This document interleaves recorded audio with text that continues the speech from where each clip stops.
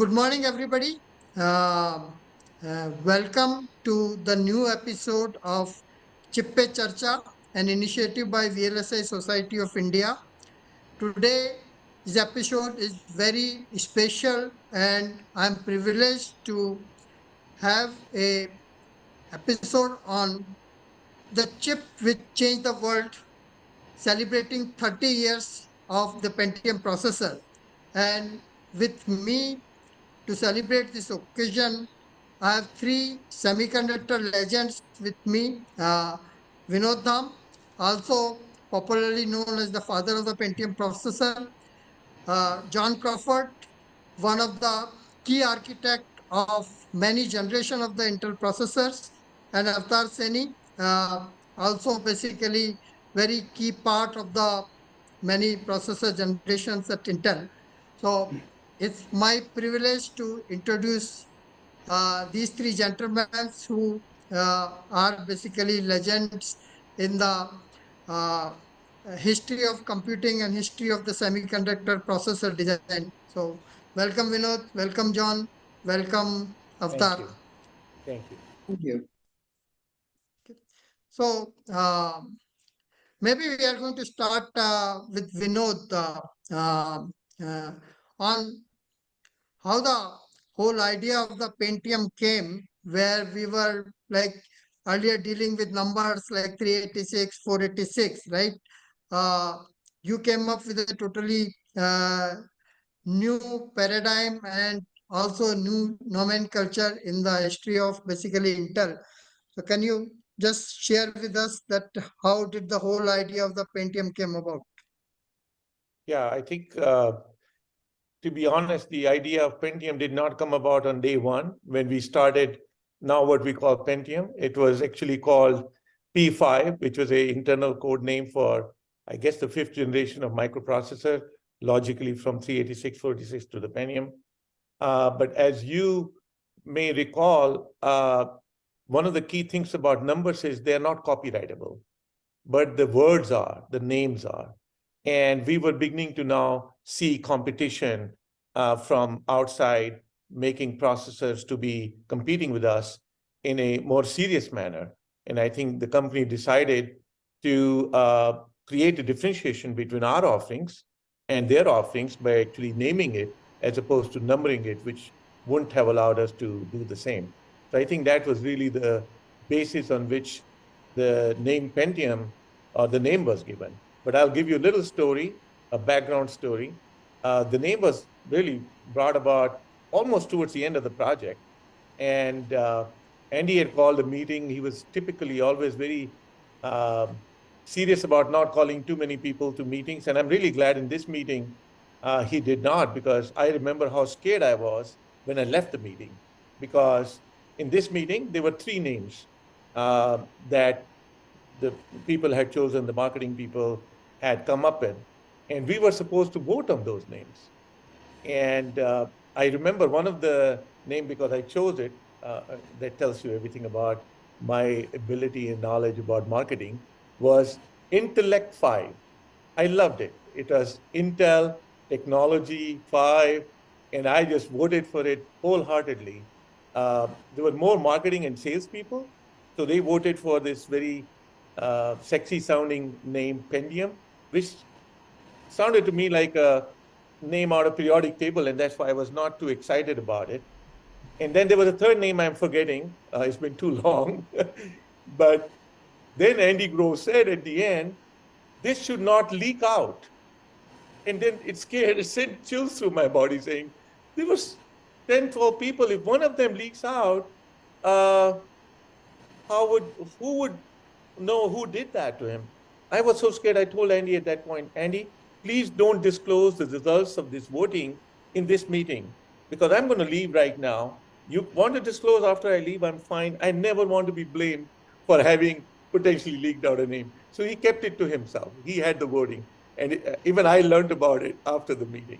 So that's a little story I remember, which I don't know how many people know about. There you go. Good. One Yeah. fun fact about the name is it's a combination of Greek and Roman, prefixes and suffixes. It's not It's an oddball deal. So And the other thing now that John said that, I remember, I'm trying to remember, John, do you remember the marketing guy who came up with Intel Inside and this name? I mean, he was in charge of this project. I can't remember his name for Dennis some reason. Carter. I'm sorry? Dennis Carter. Yes, thank you so much. That shows 30 years later, you forget names. Dennis Carter actually is a guy who should be given, in my opinion, all the kudos for both, coming up with the idea and the name. And one of the things he had told me was one of the difficulties, because they spent, I think, few $1 million, which also really kind of pissed me off because we were always trying to hire more people and didn't have enough money. And here's people spending so many $1 million to just come up with a name. And I told him, I could have come up with that. You didn't have to waste the money. And that looks pretty foolish now that I look back. I'm glad they called what they called. It took off. But he told me one of the challenges they had was the name should not mean something derogative in other language. Like Pentium should not, in say Chinese, sound horrific or bad. So they had to really do, believe it or not, a lot of research through all the countries in the world and languages to make sure this name was kosher and would fly. So that's basically, I think, beyond the name. What was the so special about the Pentium which made it basically a breakthrough processor compared to the earlier generation? What were you aiming for? And it just happened so, or did you plan for basically making it a very different, basically, genre of processor compared to the previous generations? So yes and no. There was really, I'll tell you, the biggest difference that turned out to be was less about technology and more about business marketing and positioning. If you recall, 386 was just the first 32-bit microprocessor in x86. And 486 was, I know John may not like me saying this, but primarily a combination of 385, 386, and 387. We brought it together on one die. It was On fabulous. Pentium, I'm sorry? It was fabulous. Yeah, it was fabulous. I'm not taking it back. It was absolutely fabulous. I was also partaking in that at a later stage of its success. But in case of Pentium, of course, we had to keep on improving the performance, like if they have forever since. No big deal about it. And both on process node as well as on the architecture. But by the time Pentium was coming out, I recall this discussion with Andy. Andy was, literally a living example of only the paranoid survive. And 486 we had done something unique about 486. I was a general manager at that time, and there was a guy named Bill Rash. He was a very bright Stanford guy with a very intelligent, creative side, which I lacked. And he, I think, came up with this idea of good, better, best. For the first time, we had 486 SX, which basically was a 386, or 486 truncated with floating point to make a 386. 486 DX, which was our real 486, and a 486 DX2, which was a clock doubler to get more. So we created this kind of range to make more money by charging different prices, typical retail thing that people do that we were on. But 486 really began to take off into homes.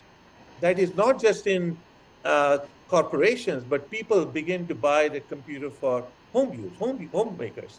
And Texas Instruments started putting in a multimedia chip for a variety of multimedia functions. That is where Andy got very paranoid. And I remember him telling me, hey, we cannot let TI, get us out of this platform. We need to make sure whatever they are doing, we need to put that in. In fact, Pentium had 3 versions, by the way. There's original Pentium, which, by hook or by crook, we got it back into a performance range decent enough and not embarrass ourselves by getting it out just in time. The key goal about Pentium was get it out there fast, because there was a fear that AMD was working on their K5 and they may come out before us, and that'll be the most embarrassing thing the world can ever see. So we worked our butt off to really started in 89. By 91, we were launching rather very rapidly the Pentium program. But there was a P54C, which really a guy named John Schutz, he managed it up in Oregon with Sun Lin Chow and Yusuf El Mansi, who were the process gurus. And that's a real Pentium that made us the real money with a compaction and a shrink and low cost and higher performance and all the good stuff that goes with it. And then I remember I used to go to Israel on 46 and 386 times. And there was this guy named David Perlmutter who would always bug me and say, you need to give us a real project. And finally, we gave them what was called, I think, P55 or P55C. I've forgotten exactly what the name was. And that was the multimedia version. And actually, John and his team, Don Elpert and all these guys worked on creating a 64-bit version of that went into that program. I think John may remember more. I don't remember all the details, but I remember all the business and the strategy side of how we came up with these ideas. John, you can share basically the type of the architecture innovation you basically end up doing for Pentium processor. Yeah, so the challenge at each one of these process nodes, the good news about Moore's law is every 2 years you get twice as many transistors that are smaller, cheaper, faster, and lower power. Well, that's the good news. The bad news is you have to figure out how to use them well, or they'll just burn power or take up space. So the challenge was to understand how software runs on our products and then come up with techniques to use the transistors that improve performance the most. Pick up the low-hanging fruit, if you will. Of course, each time the fruit gets a little higher, and that was the case here, of course. We'd already picked a lot of the fruit on the 46. So we had to come up with how to use this bounty of new transistors that we had. So there was one obvious thing and then two not so obvious things. The obvious thing was to increase the cache sizes on the chip. So just provide more fast memory, first level memory that the chip could, the core could get to. The not so obvious things, we had significant work done in Israel and also had some help from Microsoft in understanding how our software worked. Uri Weiser and a number of folks in Israel had a small architecture team that dug into a couple key questions. Microsoft posed the question about running more than one instruction at once through the CPU, and they had some data that showed that could be very productive, even on a legacy instruction set like we had on in the x86 world. So we had that, and Uri Weiser and his architecture team took that and ran with it. And they also looked at branch prediction, which was also new on the Pentium processor. And that was fairly new at the time. And there were skeptics that said, well, how could you ever do more than 50-50 on a branch predictor? Well, they were wrong. It was significantly significantly better than that. And again, the Israeli architecture team really blazed a path there that indicated those were good. So we start working on the chip, and we've got, okay, bigger cache, that's easy, we know how to do that. The branch predictor, we put in a simple one. Future chips would take advantage of improved branch predictors that came through various academic studies and so on. And then the multiple instruction thing is more of a challenge. So that's where a lot of the engineering work for the CPU went in to try to figure out, how to, in our old instruction set, how do we figure out how to take advantage of that, and can we really get performance out of that? I'll just add from the goal point of view, Satya, it was very simple. So there was not really, we sat down and said, oh, we'll make this world famous processor at all. It was really saying it should at least be higher performance than 486. So, you can't come out with a new product and say it's at a lower It's megahertz slower. than the previous one. That was one. And the second goal was given to me by Andy almost in the middle of the project. It's now people don't remember. The other thing Pentium faced, other than going into home computing, which made it so popular, was risk. There were a whole bunch of companies, uh, ranging from existing companies like Sun Microsystem that started going from workstation to hoping that they will make desktop computers that will compete with x86 to a consortium. I think it was between IBM, Motorola, and Apple called Somerset Program to make a chip which was RISC-based. Then there was a company called MIPS that was started by, I think, somebody who was dean of Stanford or something, which was all RISC-based. So we were facing enormous, and this was simpler, faster, smaller. And then it was literally giving me a lot of stress saying, how the hell am I going to deal with this kind of a competition that never existed before? And I recall parking my car one morning and we were on the fifth floor, I think, in this Santa Clara building, or whatever floor. And then Andy was on the higher floor. And as my bad luck would have it, he had just been walking and coming out of his car. And he said, walk with me. Now, he would walk up the stairs. I would normally take the elevator. And I walked with him and he said, how are you doing? He didn't ask me how was Pentium doing, how was the project going, which was very unusual for him to ask me how was I doing for the first time in my life. I said, no, I'm not doing well. He said, why? I said, I get pain in my arm. I get some pain in my chest. I get all this very weird feeling I'm getting. And, I just, he said, why? I said, do you realize what I'm competing against? You originally said we should be faster than AMD coming out of the chip and we should be more than 486. But now I have to, I don't know, we may lose it to all these RISC guys.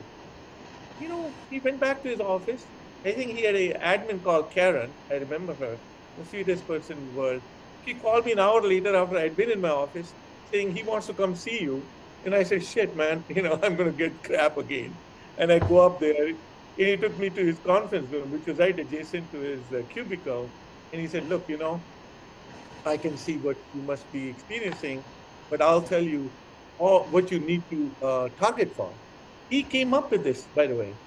He said, as long as you're within 2x of the RISC processor performance, you don't need to worry about it. They can be not more than 2x of x86.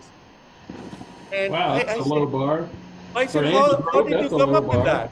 I had this always fancy about asking Andy how his brain works. I said, how did you come up with that? He said, I came up with that because I believe if it's more than 2x, that they are higher than us, then the world will go through the pain of transitioning all these software applications onto a new architecture. But if it's within 2x, I don't think people are going to bother to do that. So, man was unbelievably insightful, brilliant, or whatever you want to call it. But that's a little story on the side of how we came up with the performance. So Vin, you translated that to the team that we couldn't be, we had to be at least within 20% of the RISC performance. So you took that 2x he got from Grove, and then Avtar, he came to us and said it's got to be. Well, that's something I learned from Craig Barrett. I can tell you, my foray into microprocessor world. By the way, I'm a device physics guy with a process technology background, nothing to do with microprocessor. Was when 386, which is a previous generation under Gene Hill, came out and only yielded half a die per wafer on a 6-inch wafer in the only fab in Livermore, which is 20 miles north of where I'm sitting here. For a long period of time, half a die per wafer. So I inserted myself into a task force under Craig Barrett to help them, because I had the background in both physics and the process, to help them improve the yields, which we, by the way, we did.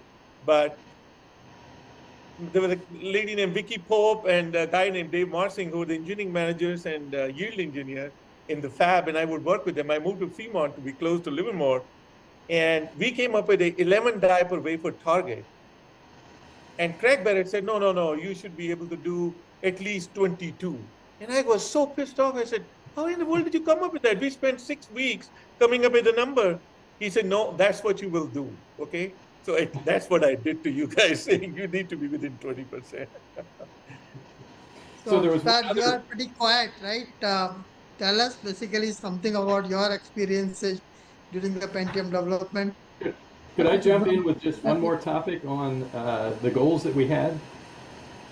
And then we'll give Avtar the floor. The other big goal we had was to get a more than 2x improvement in floating point performance.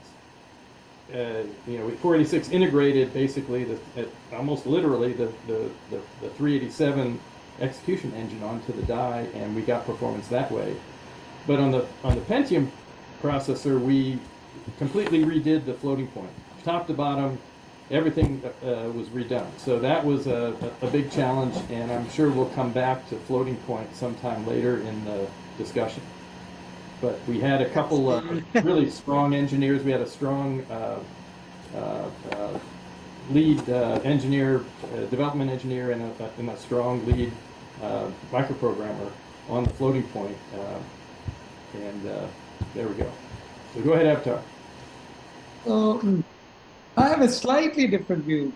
The way I looked at the world, when we finished the 386, the word on the street was that it's the end of India, because x86 cannot be pipeline, and it's just going to keep slipping further behind. The last of the processor is done, and here we were on the 486.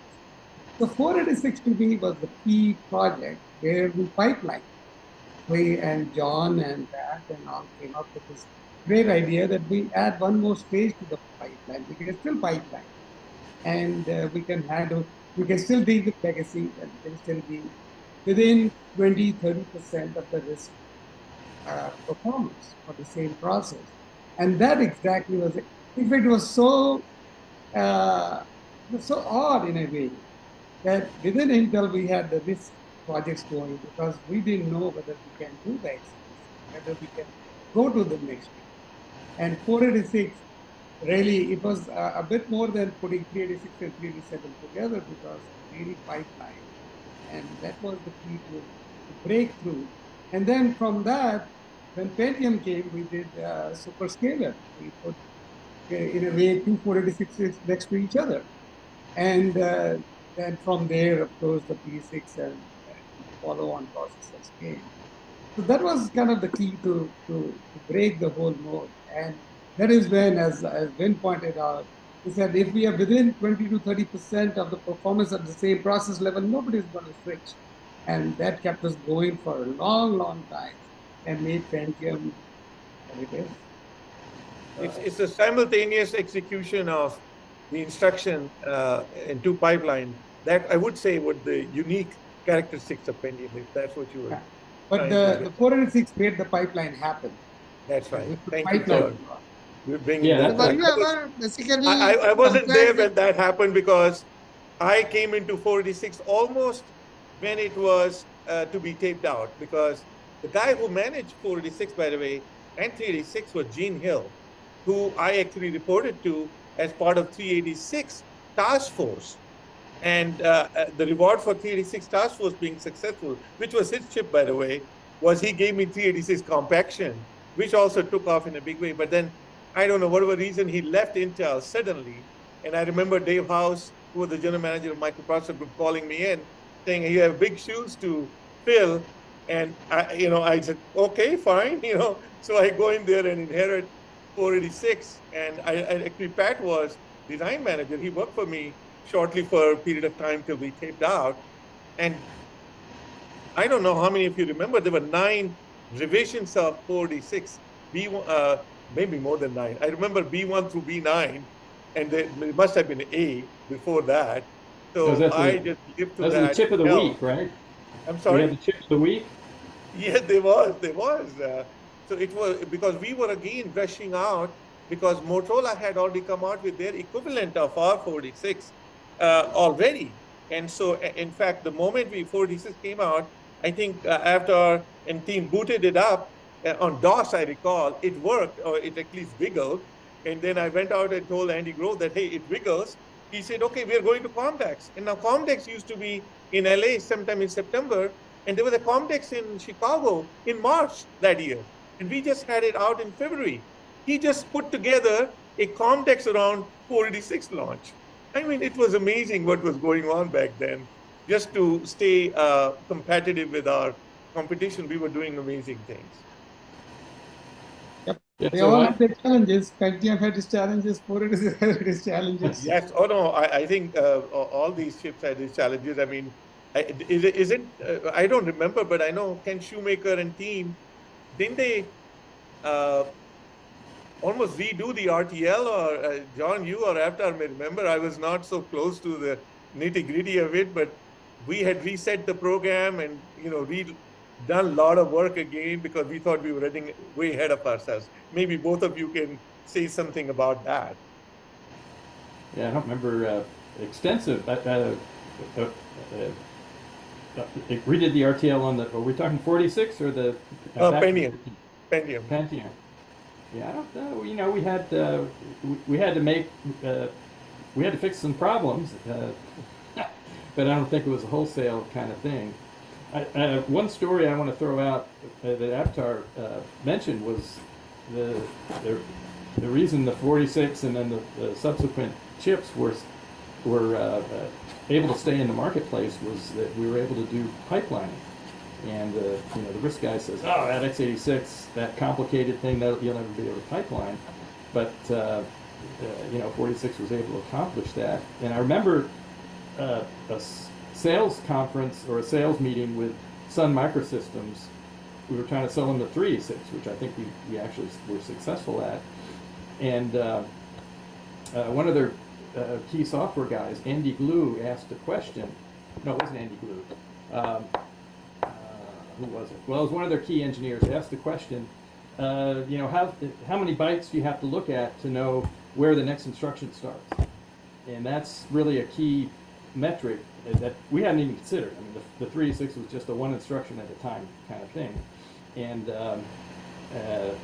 it was multiple clocks for each instruction. So even before we started on the 46, he got me thinking about, with this very complicated instruction set, how is there any hope of finding where the next instruction starts in one clock? And if you can't do that, then you're toast. But obviously, we're able to do that for almost every series of instructions, and that's kind of the other thing is we stayed within 20 or 30% because we could do these kind of techniques. We couldn't always do them. You could write code that was harder to decode and a little more of the weird stuff that was in the instruction set, but the stuff that most programs ran through was quite digestible. So, Did you ever face the heat with Intel's effort on the RISC i860? We had to fight for resources, but otherwise, I think we were quite independent, and we were using the same process. The interesting thing about the Pentium was the real 860 was with the 486. Pentium came later on, and it was 100 engineers. It's hard to believe now, but Pentium got done in less than 2.5 years. Started late in 89. The design was done by 92. Then, of course, it took almost a year to get it into production. That all of these chips do. There were challenges. There were challenges with the Pentium. I really remember when the chip came out, and we put it on the tester. And what we used to have, we would call this the SHMOO plot. It says what is the operating range in the overall map of things. And I remember Eric Devani, who was half our head of debug comes and his face is all pale and he looks at me and says, Avtar, it doesn't look like a snooper, it looks like my hand. It's got so many problems. It's got fingers all over. We can't see through it. I said, oh, okay. Now what do we do? I started smiling. I said, we'll figure out a way. So you know what happens in these chips? You do what you call peeling the onion. You go look at one thing, you remove it, you go to the next. But now where do you start when you have 5 of these fingers? So I remember we went the other way. They say, let's not worry about what doesn't work. Let's look at what is working. You go that way and say, okay, this works, this works. Oh, maybe then, like it is going, instead of somebody looking at you, you just kind of go from the back and start peeling it off one by one. And interestingly, within about 2 to 3 weeks, we knew what the issues were, and we were able to get the next stepping going. And then, of course, the famous FDIV came and hit us. That was an interesting challenge. But before we go to FD, which will be a story in itself, I have taken few notes to talk about. One, I do recall, and I don't know whether Avtar will be able to connect the dots with me on this or not. I think at some early stage of Pentium coming out, there was some heating, spot heating on the chip in certain location, maybe in the floating point area, whatever. And I was actually having lunch. And those days, you don't want to sit with a group of people to have lunch because you're in a rush to go back and forth and do all the shit that you have to do. And lo and behold, Gordon Moore, the most humbler man in the world I've ever met in my life, with his tray, comes over and says, when can I sit with you? I mean, can you believe that? I mean, would you say no to Gordon saying, no, you don't sit with me? I said, please, and he sits down and he says, so how is it going? He did talk about Pentium, and I said, we run into this problem. There is this heating going on. And I recall what a creative man he was. He said, I think maybe you ought to just drive down to Fry's Electronics, which was, an upcoming store, which was actually a grocery store that had become carrying some electronics things back then. He said, and pick up a Freon can and just spray it on the chip, and you will see where those hot spots are. I was so unbelievably impressed with just this short 30-minute lunch session where this man can think all the way down to that level and give you advice on how to go fix your own problems. So I thought I would share that with you. But the other thing that how many steppings did it take for you to get it to production, barring the FDIV stuff, right? Not very many. You start with an A step, and then you go through all the debug and come up with what we would call a B0 or B1, B2. I think by the time we hit B2 or B3, we had more challenges on the 486. Pentium kind of went in quite well, and FDIV came much later. FDIV came when it was already in production, it was already out in the market, and it was already selling. And it was one of those interesting issues where 0.99999 is not exactly 1. We'll come to that. But there's one other memory I have, and I would like to believe that one of the reasons why Pentium didn't have as many steppings as 486, other than the FDIV issue, which we'll talk about in a few minutes, was we used for the first time a equipment called QuickTurn. It was like a simulation of Pentium, complete simulation, and running a lot of software to really make sure, because the 486 experience left me very scarred. And I really didn't want to have, and in 386, but in 486, it was compact with the meat grinder test who used to tell me what's wrong with my chip. So I really never wanted to be in a position where my customer is telling me, especially because they were competing with IBM, and maybe both of you don't remember, IBM had an MCA bus, and Compaq had a EISA bus, EISA bus. And lo and behold, Compaq gave me a green signal based on their meat grinder when you're all ready to go and ramp your chip. And we ramped it in Albuquerque like mad, only to find out 3 months later, IBM came out and halted their entire buying of 486 saying there's a bug, and the bug was in MCA, and turned out Compaq knew it all along, and it was a setup. I was so pissed, and I told Andy and Dave House, I said, I do not want to be ever in a position where our customers are telling us how the works. So Pentium was a relatively clean, but I wanted to share one story that I want to go back because there was a lot more than what actually probably was conveyed to all the levels.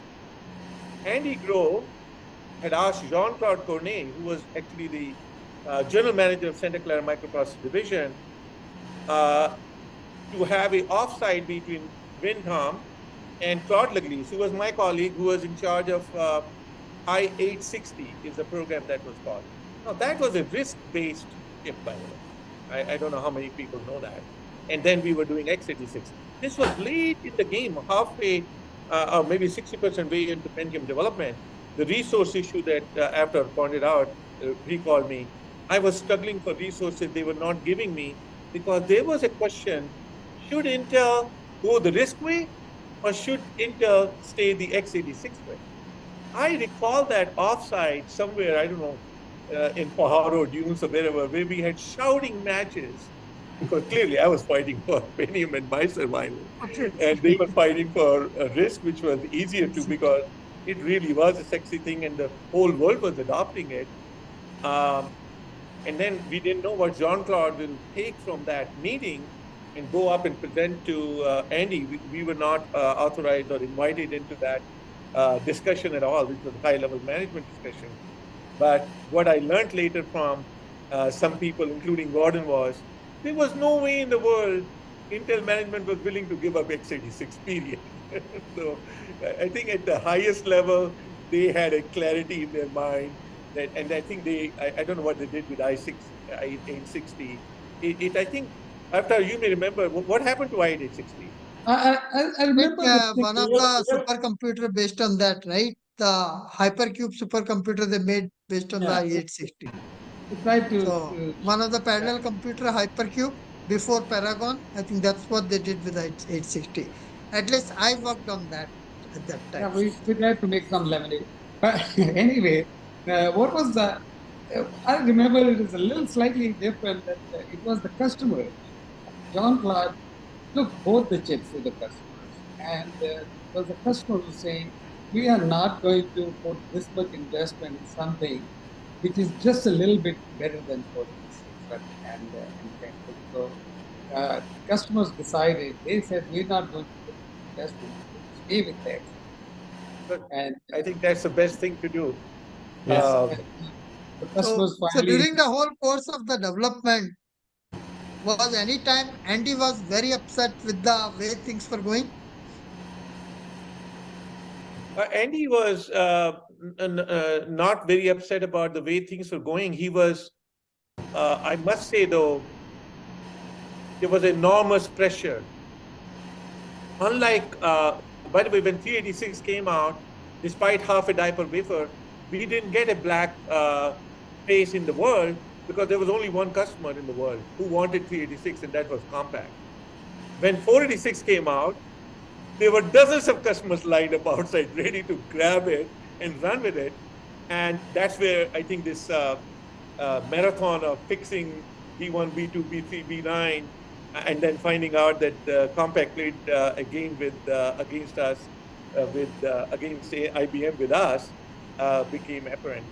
I don't think on Pentium, the market was not ready for Pentium, by the way. In fact, we had a hard time selling Pentium. So I'm glad you asked that question. I remember going to, there was a store called Comp USA near here in Fremont, and doing on a Saturday morning, wearing shorts and t-shirt, taking a 486 and a Pentium, and doing a side-by-side running on computers to convince these people coming with their kids and their wives and whatever in their half-sleep habit saying, please buy Pentium. And the reason we did that was Compaq said they didn't need Pentium. Their customers, like Avtar said, you go to customer want 486. They're not ready for Pentium, which is $800 chip. Computer is so expensive. Who cares? So we had to really sell Pentium, to be honest with you. And we sold it to the home because these are the home people who came to Comp USA. And they went out and told CompUSA, we need Pentium computers. And then CompUSA went to the CEO of Compaq. I'm trying to remember his name. He's a German guy who had thrown me out of his office earlier. And I'll tell you that story in a little while. He called Andy Grove and said, you SOBs, you never let up, do you? You went behind my back to my distributors to put pressure on me to buy Pentium from you to make Pentium computers. So this is the era of Pentium where we were born in, but very different than 386, 486. Do you remember how many transistors were there on the Pentium? 1.2. It was more than that. 1.2 million. Oh no, that was I have Gordon put that on his Moore's law, so it better be correct. Okay. That number must have come from you, Avtar. Well, I think there were as many transistors as we can put on that chip. they were 1.2 on Pentium. No, that was the 486. What was the That was the process node? 46. Okay, The then that was Pentium probably had 3+ million. Yes, exactly. Okay, I'm confusing 486 486 was okay. about 1.2 and Then Pentium Pentium was 3 point something. Okay. Yeah, 3 point. Let's say 3.5. What the heck? And what was the Okay. process node for Pentium? 448, which was 0.8 micron. And by CMOS, it was the only by CMOS chip that Intel produced, wasn't it? By the way, yes. To get the last ounce of performance out of Pentium, we cooked up on top of 448 process, which was for static RAM 0.8 micron, a bipolar addition to it to speed up some areas of circuits to really get 66, I think it was 66 megahertz. That was the goal. Megahertz, yeah. And so we drive created a new technology, process technology in order to really get that performance. Yeah. And Typically in those days, basically most of the processor was custom handcrafted. So what was basically the use of EDA tool versus basically handcrafted design, right? Compared to what we do today. Mainly what we did was when it comes to all the big structures, those are all custom done. And where you really use some of the others were in the what you call the control logic, where we could use some of those tools. And because the space constraints were so high, we would try to refrain, and we're very sensitive to how much space we're going to have. That has always been a big challenge. Like you don't want to go very high into the next generation technology. You do need the design rules and some of the specs ahead of time when you're doing design. So you can only be, the process technology can be only about half a generation ahead. It cannot be, we can't go for a very futuristic stuff. And that's where, as Vin pointed out, a lot of times the chip number 2, which came right after the initial design work that's done, was the one which made real big money and lot of volume. And we call it the compaction. So in our case, after 448, it was what, 650, which you would call the next generation after Pentium, or the shrink of Pentium. They would have those budgets and they were able to ramp into high volume production. And by the way, Paul Ottolini later on gave this strategy a name, and he called it TikTok. And the tick was to design a new architecture on an existing process so you don't have too many variables you're trying to deal with. And the talk was, once that is working, take it to the next process node and squeeze out real money out of it. right, we started that with the 386, and we didn't call it then. Exactly. No, these names were all these good marketing people used to come up with all these names. So on the 386, or the tick was always, this huge chip that you could barely manufacture, and we had to struggle to get it to work completely and get it to market. The 2 wafers per die deal on the 386 was part of the symptom, right? And then on Joe Schutz and the guys up in Oregon took the 386 that was on 446 process, and they compacted it, and they did such a good job. It was like a 2.5 times size reduction. and a significant, obviously a huge cost and performance and power improvement over the original 386. And you know, similar stories on the 46 and the Pentium, where we actually got that as part of the process, the engineering knowledge and the best known methods carried on. And so 648 was the 46 process, and 650, the bi-CMOS version of it, was, as I recall, the Pentium processor. And I'm pretty sure that if you guys don't contradict me, it was the only chip Intel ever did. I guess the Pentium, of course, had a reputation of being too hot and you know, too power hungry, and we had to. The bi-CMOS, I'm sure, was part of that, and pushing it real hard, you know, pushing the design real hard was part of it too. I just want to say something to put a plug in here for what I call the unsung heroes of Intel. You get to see Dham and Avtar and John and Pat when he was at Intel. We are the guys who were, you know, getting all the credit for all the glory for all the stuff that was going on. Some of it rightfully so for what we have done and the architecture improvements that John and his team were creating.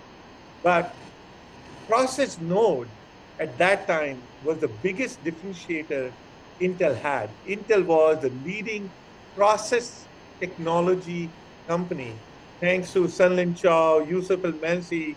Not Joe Schutz was more on design side, but there was a guy named Bill Holt, I remember, and Mark Bohr. I would say these are the four guys I recall that I dealt with during my era. They were the Nobel Prize winners of trying to push everything they could to help us get our chips, you know, to do what it needed to do. So it was a tremendous. Could you repeat the names, Vinod? I think the video froze for a second. Can you repeat the three names which you said? Oh, I said Sunlin Chow, late Sunlin Chow, Yusuf El-Mansi, and Bill Holt, and William Holt, and then Mark Bohr. These are four people during my era that I dealt with who were crafting the transistor ever so much more shorter, or I don't know what they were doing, maybe cheating to squeeze in a little bit more performance out to really make us look good to the world. Without them, we wouldn't have really had the great successes we had. Just every project has some marquee moment when you are basically against the wall, the big challenge. So, any like major challenge you faced during the execution where you didn't know what to do, where to go? You know, the challenge in most of these chips, other than the grunt work, what has to do to get the bugs out and get the circuit design done, it's always been space. How do you fit in this chip in the size we allocated? And then starts the big thing of what will not go in the chip.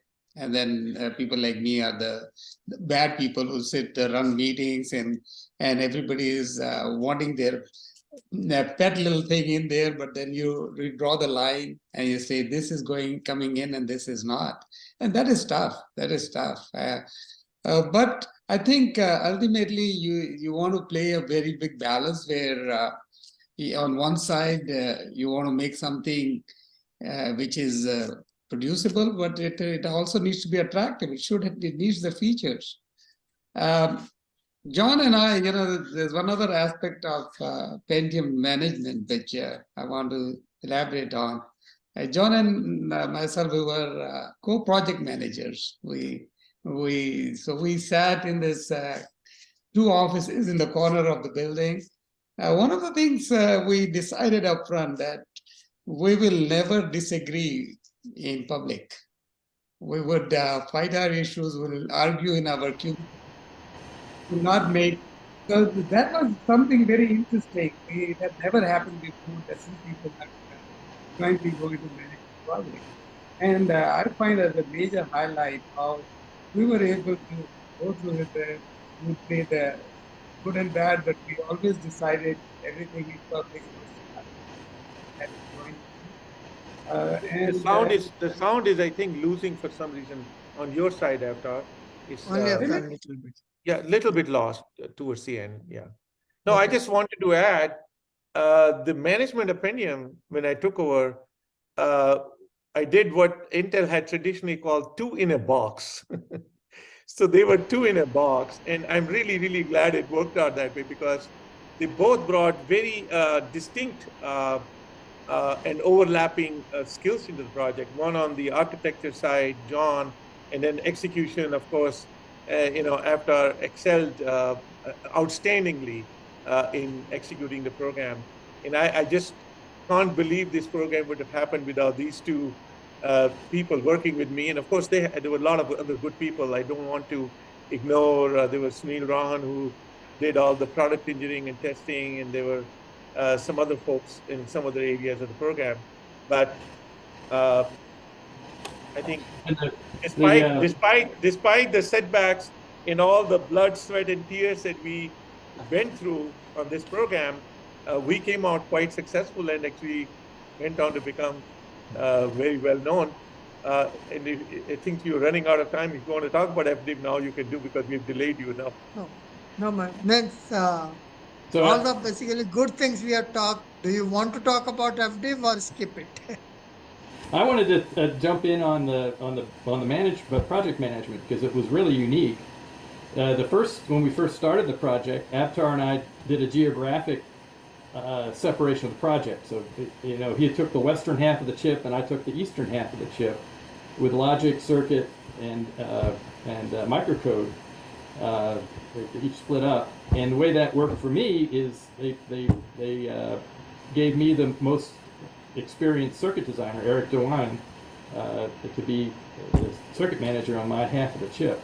Well, we went along like that for a year or so, and then the chip got to the point where we decided to re-scramble the halves, and I got the architecture, the testing, and the logic.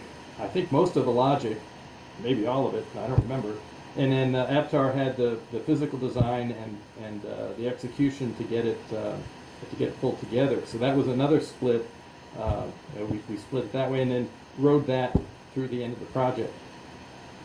So let's talk about FDIV because that's a lot of fun.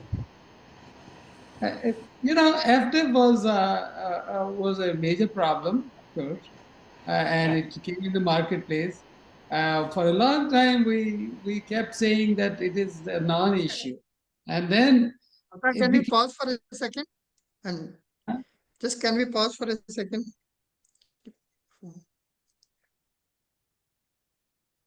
Just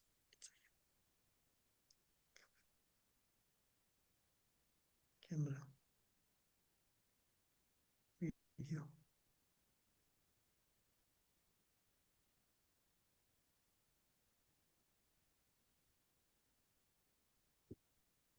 Yeah, continue, please. Sorry. So what I was saying is when FDIV first came in, we looked at numbers, we looked at probability, like how often a chip would have problem and what kind of user will have a problem.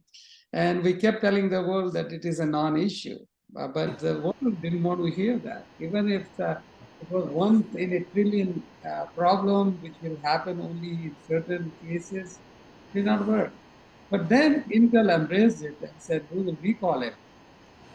And it became a major opportunity where Intel was suddenly a company which stood behind its products and after that there was no stopping. In fact, once that happened, once we went around the corner, we even announced to the world we're taking those chips back.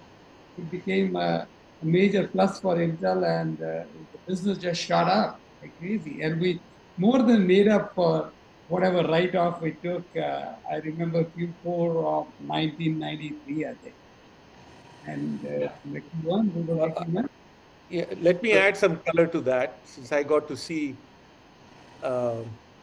Pentium was very crucial for Intel, as you know. Each generation of processor was very crucial for Intel because even though outside world knew Intel as a big company, multi-billion-dollar company, and they had systems group up north in Oregon and embedded controls down in Arizona and this RAMs they built in DRAM and static RAM and whatever E-squared PROM that I was working on, the real money and the real company and the real profits all came from microprocessors, okay, during this 386, 486, and increasingly in the Pentium era. So I would call Intel as a one product company at any given point in time, the way I saw it from the level that I was at. So the whole company was focused on that product, right from the guard at the security level up to Andy Grove at the top, were only thinking of that product. So the Pentium was especially that product because two things were happening. AMD had already said that they're designing their own internal chip for the first time. Instead of getting a chip from Intel, Intel used to give them, license them 386, 46, that they stopped after 46. And we never wanted to be embarrassed by them coming out with a chip before we did on a fifth generation. That would have been a big disaster. And of course, the risk issue, as we talked about, was the secondary one that actually became more issue as the program was going on. So when Pentium came out and this bug came out, of course, it took us a while to find that bug ourselves. And then there was a professor somewhere, I forget wherever it was, who also discovered it almost about within a week or 2 weeks of that. I don't know who was first or second, but that's what went on. And like Avtar rightfully said, we actually immediately went into a mode of fixing it, going into production, ramping it. But as you know, there is a finite period of time that it takes for you to fix something in hardware and get it out in the market, check it out first in your lab and that's working and you haven't broken something else, then ramp it into production. Now that delay period is what I think the management in Intel did not want to give up on and say, okay, you know, we are going out and telling the world that there is a real problem and we are not going to produce this chip, because then there is a fear that competition will come in. So instead of doing that, they waited till the whole thing got fixed, number one. Number two, there was one lonely company in the world. These guys may have forgotten his name. It was called Packard Bell. It sounded like Hewlett Packard, but it had nothing to do with Hewlett Packard. Packard Bell was an Israeli company, a no-name company that came in from nowhere and started buying Pentium. They were the single biggest buyer of Pentium chips in first, second, third, fourth quarter of that year, 91, whenever we launched it. And we waited till Christmas 93. because that is the time when you sell the most computers. When the most computers were sold and Pentium had already been established, it was known that people are buying it, is when Intel came out and said, you know what, sorry. And by the way, the reason Intel got into this trouble was the birth of internet. The whole pressure was coming because there was a thing called internet where people could write information about saying, oh, why the hell are they not exchanging it? On 486, we had 9 versions, and then Pentium 2, Pentium 3, Pentium 4. Look at iOS and Windows. They have gone through 1,500 versions. Nobody bothers it. But when you go out and say, I'm going to charge $800, but you cannot return your chip, then people were really, really upset. And I think that's what made it a very much more serious issue. But I remember just around Christmas timeframe, the management decided to say, fine, let's just go out and say, no questions asked, unconditionally, we will take your chips back and move on, because we were quite assured that there was no one likely to threaten us anymore in our leadership. And then at that point, the whole kerfuffle collapsed. There was no more news. You know, there's 1 or 2 news articles and then nothing. How was the So boardroom backing up on basically when this problem was discovered? I remember, by the way, all along saying here. various ways that we should go out. But the thing that really turned my corner was I bought a shirt, a white shirt with red, blue, and orange lines vertically going on from Nordstrom, which is like Intel of, clothes. And after first wash from dry cleaner, the color had spread, leaked. And I took on the hanger the same shirt from the cleaner over to Nordstrom, and I told the girl, you need to, this didn't work. She immediately took it, refunded my money, and then she said, can I give you another shirt like this? And I said, no, I mean, that will leak it too. She said, no, sir, let me tell you, this is not our shirt's problem. This could be your cleaner not using the correct pH solution.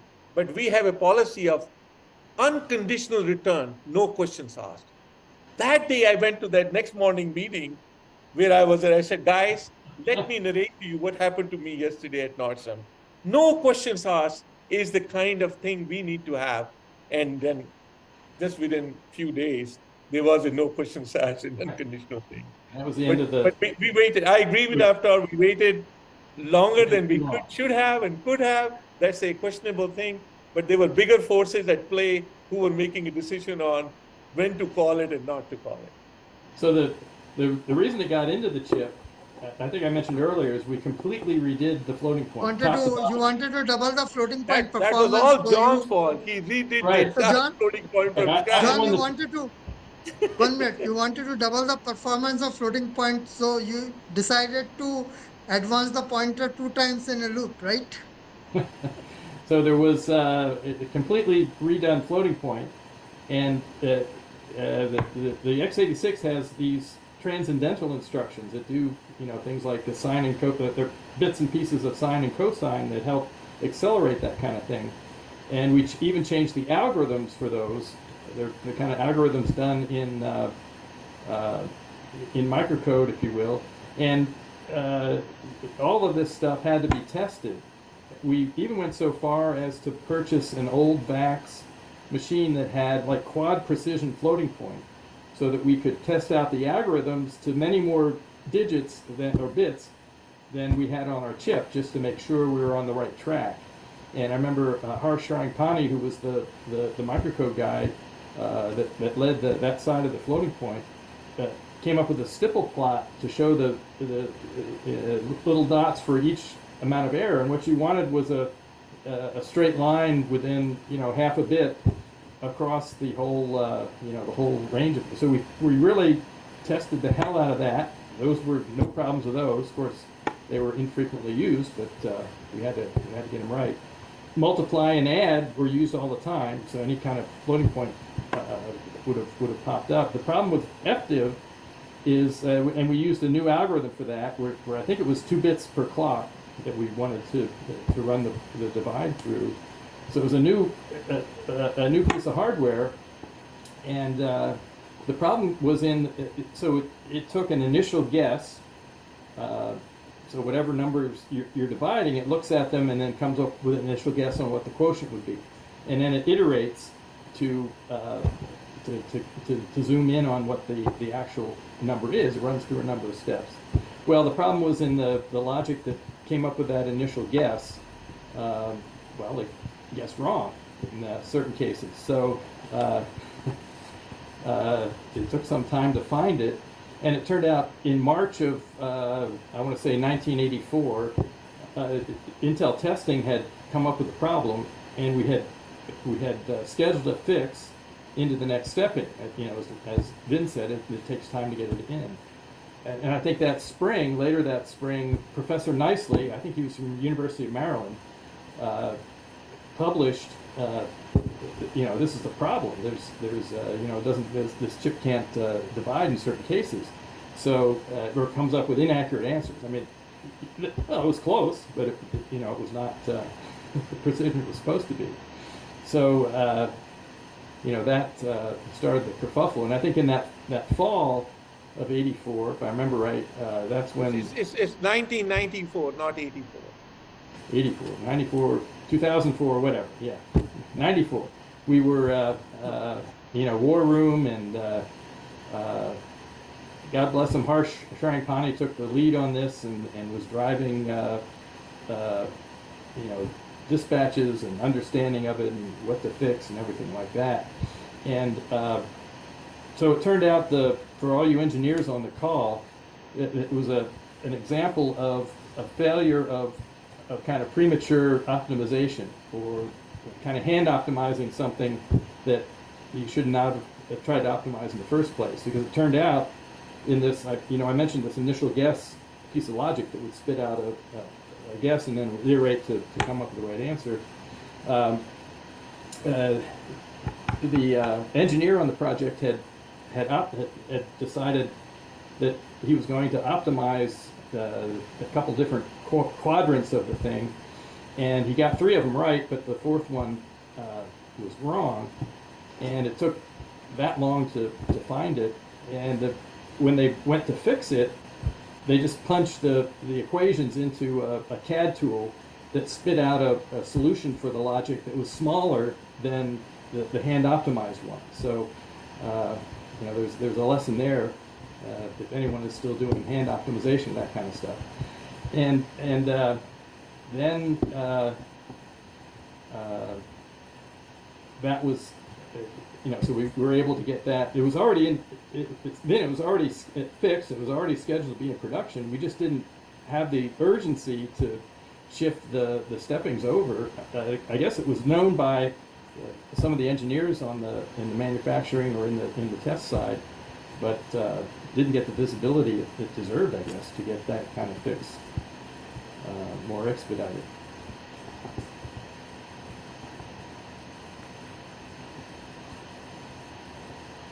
Oh, the other thing was we had a suite of tests at the University of Berkeley. They had a professor there that was a guru of floating point algorithms, and he had provided a number of test suites for us to run, including so for whatever reason we didn't get the divide one, or if we had it, we didn't run it because after we knew the problem, I guess he got a Pentium and ran it, and I think within 27 seconds his test popped out you know, a problem. So, and of course this was a test that was, you know, with his knowledge of what can go wrong and what to, you know, try this and that and this, you know, all different kind of things. So it was 27, maybe it was 27 minutes of run, which is a, you know, that's an awful lot of calculations. We'll go with 27 minutes, I guess. It seems trivial, but it's an awful lot of calculations. So if we had that test and had run it, obviously we could have saved it. I would summarize by saying the FDiv issue, of course, was a technical issue, but it got exasperated by both the fact that the internet was beginning to come up, and therefore there was a lot more communication, and there were some business decisions that were being made in the overall interest of the company to see what is the right timing of saying what we want to say, when we want to say it. And I think that's where it just got prolonged, longer than it normally would have been or should have been, as Avtar said. Yeah. Well, there you go. Great. Any final comments? I think we are about an hour into the whole session. So any final comments before we summarize and close? Well, I think the only thing that I discovered much later, I think Craig Barrett once told me, and we had met here in the CHM, that Computer History Museum, where John and I meet. And I think, John, were you there when Doug Froman was acknowledged for his contributions in EPROMs and all that about a year and a half or 2 years ago? And Craig and Jerry Parker and all these folks had come there, and I was there, and he shared, you know, at that time when you're working for them, they don't want to share these things with you. But he said that 486 put Intel on top of the semiconductor industry, and Pentium put Intel on top of the entire. By the way, Intel had a market cap higher than ExxonMobil for a short period of time. It was the highest market cap company, and Pentium allowed that to happen. So I told him, I said, you know, when we were working for you, never told us that. You know, it's like, how exciting is to know that the chip you and your teams have built actually put Intel, catapulted into the top. But the only thing I would say is, yeah, it actually, Pentium did help Intel get to the top. And I personally feel very rewarded for having associated with and worked with and led in some ways 386 compaction, 486 entire program, and then the Pentium, the 3 generations I call the golden era of Intel. We literally had our stock splitting every year, doubling, splitting, doubling, splitting, doubling, splitting. I think those are the most glorious days that I hope we come back to Intel again. Ah, the good old days. John, Avtar, any final words from you? Yeah, good memories, fond memories. That's what made when we were in the trenches, we didn't really realize what we were doing. But as the world embraced the product and made it into what it became, looking back, those were great times, and we had a we had a lot of fun. We had fun doing the chips. And an excellent team. You're only seeing 3 people here. Outstanding team of people. I remember Rajesh Gupta, who's I think a professor at UC San Diego, overnight writing a script to fix some CAD tool routine that was not working the night before. I mean, there's so many stories. Jim Miller and Mustafi Chaudhry. I mean, there are a whole bunch of people. The names are just coming as I'm talking. They need to be acknowledged. The whole team needs to be acknowledged for what really happened. Absolutely. Yeah. I think you guys should consider writing a book about the basically journey, right? I think that will be a very good contribution to the young generation. So thank you so much for all of you for joining and basically reliving the whole basically uh, times, good times, bad times, tough times, basically. But ultimately, the whole effort made history. And today, basically, we all means I had just joined Intel at that time, basically 92. So I had seen some of the action uh, during the FDIV bug and all of those kind of the basically issues that time were happening, right? Because I was part of the CAD labs and we were assigned to find a formal way to see why the bug was not found, right? So I think very fond memories. I think very proud days for Intel and the whole computing industry and those guys. And you guys did a fantastic job. Thank you. And I think this was a very interesting session with a lot of anecdotes, stories, and basically what went on behind the scene, right? And I think the audiences will really appreciate knowing about basically how such great products were basically made in those days. So thank you so much and all the best for whatever you want to do further in your life. Your contributions will always be remembered. Thank you so much. Thank you for organizing it, Satya. It was fun to get Oh, back yeah. to John and Avtar again. Yeah. Thanks. Thanks. Yeah.